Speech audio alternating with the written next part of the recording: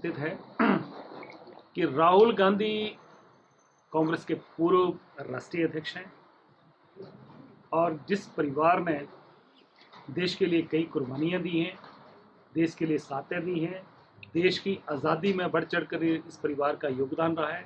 इस परिवार से तीन प्रधानमंत्री देश के रहे हैं और देश को आगे बढ़ाने में इस परिवार का अहम भूमिका रही है। राहुल गांधी जिस तरीके से संसद के अंदर उन्होंने अदानी का मामला उठाया कि आखिर क्या कारण है, क्या वजह है कि संसद में जो राहुल गांधी जी सरकार से पूछ रहे थे, नरेंद्र मोदी सरकार से पूछा कि अदानी की शेल कंपनी में 20,000 करोड़ रुपया जो इन्वेस्टमेंट है वो किसकी है, तो उसका जवाब देने की बजाय राहुल गांधी की जवान जो है, जो आवाज़ है, उसको कुचलने का प्रयास किया गया।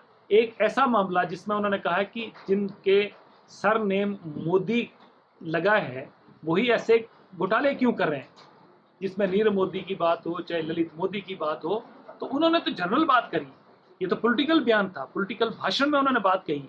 देश में कई लोग हैं ऐसे हैं जो ऐसे बातें करती है। हमारे यहाँ के कई लोग ऐसे हैं जिन्होंने दिल्ली में कहा कि गोली मारो सालों को, कई तरह की भड़काऊ भाषण दिए, उन पर कोई कार्रवाई नहीं हुई। परंतु आज राहुल गांधी संसद में जिस तरीके से आवाज उठा रहे थे, उनकी आवाज को सुनने की बजाय कि उसका जवाब देने की बजाय एक माननीय कोर्ट में एक जो मानहानि का मुकदमा चल रहा था, बंद पड़ा था, उसको खोला गया और 7 दिन के अंदर अंदर फैसला कराया गया।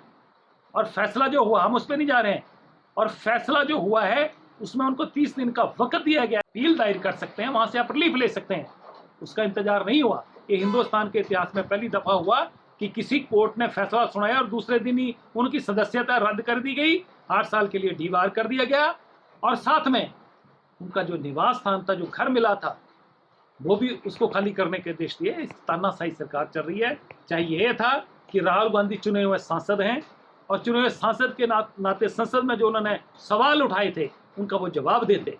मुझे लगता है आज हिंदुस्तान की आम जनता में चर्चा है कि राहुल गांधी ने जिस तरीके से 4000 किलोमीटर पैदल यात्रा करी और भारत जोड़ो यात्रा में जगह जगह लोगों से मिले, लोगों की समस्याओं को समझा, और उन्होंने महंगाई का मुद्दा, बेरोजगारी का मुद्दा, भ्रष्टाचार के जैसे मुद्दे कई सरकार के जो समक्ष जो रखे, उठाए। भारतीय जनता पार्टी में बेचैनी फैली हुई थी क्योंकि अभी लोकसभा के चुनाव आ रहे हैं। उन चुनावों को लेकर जो बेचैनी थी, इसलिए आनन फैनन में फैसला किया गया, तानाशाही इसमें दिखाई गई और जबरन जो है उनका जो सदस्य रद्द कर गई। इसका पूरा देश निंदा करता है और आने वाले समय में कांग्रेस इस मामले को, इस मुद्दे को लेकर चुप नहीं बैठेगी। राहुल गांधी की आवाज संसद में दबाई जा सकती है, बंद की जा सकती है, परंतु बाहर देश में उसकी आवाज को नहीं दबाया जा सकता है। इसलिए कांग्रेस चुप बैठने वाली नहीं है और इस मामले को हम अंतिम अंजाम तक पहुंचाएंगे। इन मारे हैं तो उन पर कार्रवाई करना पार्टी का अधिकार है। इस मामले को सर आदत है 2012 से 17 तक के बीच में हिमाचल प्रदेश में राजा वीरभद्र जी के नेतृत्व में कांग्रेस की सरकार रही। 36 विधायक कांग्रेस के थे, आज 40 विधायक हैं। तब भी उस समय विपक्ष के नेता श्री प्रेम कुमार धूमल जी हमेशा हर महीने ये बयान देते थे कि सरकार अब गिरने वाली है, सरकार लोकसभा के चुनाव के तुरंत दूसरे दिन गिरने वाली है।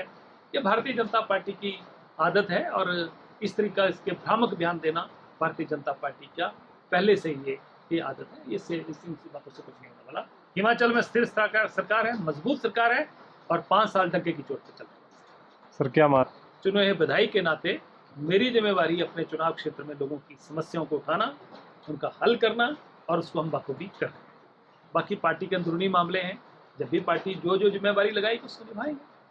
मामले को फिर से उठाने के लिए मैंने नोटिस दे दिया है और अगले हफ्ते सोमवार मंगलवार तक मुझे उम्मीद है कि ये मामला नियम 62 में चर्चा में आएगा और हम इसको फिर हमसे जुड़े रहने के लिए हमारे YouTube चैनल को सब्सक्राइब करें और नई वीडियो की नोटिफिकेशन के लिए बेल आइकॉन को दबाएं।